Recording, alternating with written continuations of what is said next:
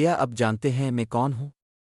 میرا نام جابر بن حیان ہے، مغرب میں مجھے جبر کے نام سے جانا جاتا ہے اور اکثر لوگ مجھے کیمیا کا بانی کہتے ہیں۔ میں 1200 سال سے بھی زیادہ پہلے 8ویں صدی میں خراسان کے شہر توس میں پیدا ہوا۔ اس وقت دنیا جہالت، توہم پرستی اور رازوں سے بھری ہوئی تھی، لیکن میں نے اپنی زندگی فطرت کے انہی رازوں کو کھولنے کے لیے وقف کر دی۔ عباسی خلیفہ ہارون الرشید کی سرپرستی میں نے کوفہ اور بغداد کی تجربہ گاہوں میں کام کیا اور قدرتی مادوے پر تجربے شروع کیے۔ آپ سوچتے ہوں گے کہ اتنے پرانے زمانے میں کوئی شخص کیسا تجربہ کر سکتا تھا؟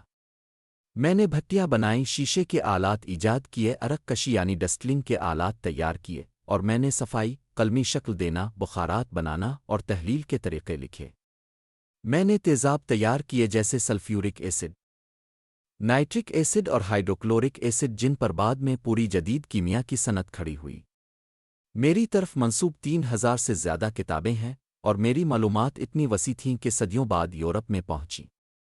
یورپی لوگوں نے میری کتابیں پڑھیں، میرے طریقے اپنائے اور ان پر بنیاد رکھی، لیکن میرا نام بھول گئے۔ وہ میری سائنس کو الکیمیا کہتے تھے، لیکن میں نے اسے علم کہا، میں نے اسے کیمیا کہا۔ اب سنیے کہ میرے بعد کیا ہوا۔ 17ویں صدی میں یورپ میں ایک شخص آیا جس کا نام رابرٹ بوائل تھا۔ اسے جدید کیمیا کا بانی کہا گیا۔ بوائل نے منظم تجربات کو متعارف کرایا اور اس کا مشہور قانون بوائلز لا گیسوں کے دباؤ اور حجم کے تعلق کو بیان کرتا ہے۔ لیکن کیا اب جانتے ہیں؟ بہت پہلے میں یہ بات کہہ چکا تھا کہ علم صرف باتوں سے نہیں بلکہ بار بار تجربے سے حاصل ہوتا ہے۔ میں نے لیبارٹریاں بنائیں، تجربے کیے، نوٹ لکھے، بار بار نتائج کو پرکھا۔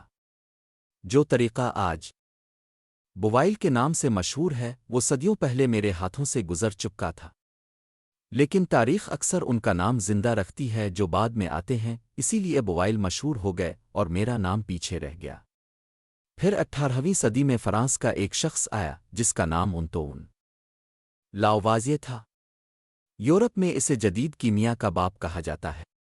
لاوازیے نے عناصر، جلنے کے عمل اور آکسیجن کے کردار کو سمجھایا۔ اس نے احتیاط سے پیمائش کی اور کیمیا کو ایک نیا ڈھانچہ دیا۔ لیکن یاد رکھیں، اس کی کئی بنیادیں پہلے ہی میرے کام میں موجود تھیں۔ میں نے مادوی کی تبدیلی، مرکبات کی تیاری اور چیزوں کے سادہ حصوں میں بٹنے کے اصول بتائے تھے۔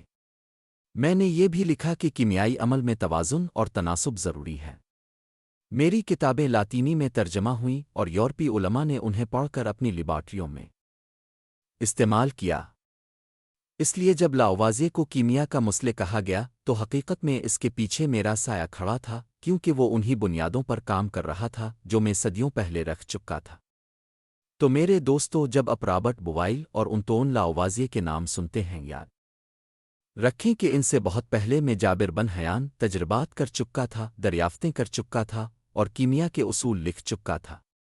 دنیا انہیں جدید سائنس کے بانی کہتی ہے، لیکن حقیقت یہ ہے کہ ان کا علم مسلمان سنہری دور کی بدولت ہے، میرے ہاتھوں سے، میری کتابوں سے اور میرے تجربوں سے۔ علم کسی ایک انسان قوم کی میراث نہیں، یہ ایک زنجیر ہے، ایک چراغ ہے جو ایک ہاتھ سے دوسرے ہاتھ تک پہنچتا ہے، اور اس زنجیر میں کیمیا کی پہلی روشنیوں میں سے ایک تھا۔ اگر آپ کو یہ ویڈیو پسند آئے تو براہ کرم اس ویڈیو کو لائک اور شیئر کریں، اور مزید ایسی تاریخی کہانیوں کے لیے میرے چینل کو سبسکرائب کرنا نہ بھولیے۔ دیکھنے کا شکریہ۔